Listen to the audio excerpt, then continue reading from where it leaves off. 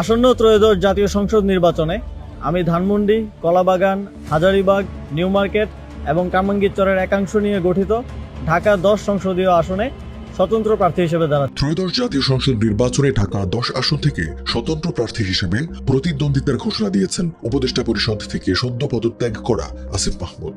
12 December সামাজিক যোগাযোগ মাধ্যমে প্রকাশিত এক ভিডিও বার্তায় এই ঘোষণা দেন তিনি। আমি শুধু সংসদ সদস্য পদপ্রার্থী নই, গণভোটেরও প্রার্থী।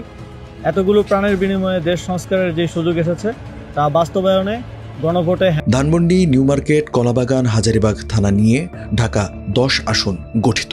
জুলাই গণঅভ্যুত্থানে আসিফের সহযাত্রীদের দল জাতীয় নাগরিক পার্টি এনসিপি এই আসনে কোনো প্রার্থী দেয়নি।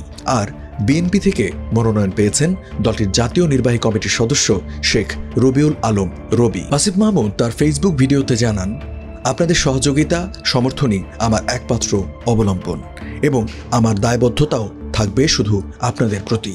আমি শুধু সংসদ সদস্য পদপ্রার্থী নই, গণভোটেরও প্রার্থী। এতগুলো প্রাণের বিনিময়ে দেশ সংস্কারের যে সুযোগ এসেছে তা বাস্তবায়নে গণভোটে হ্যাঁ ভোট দিন।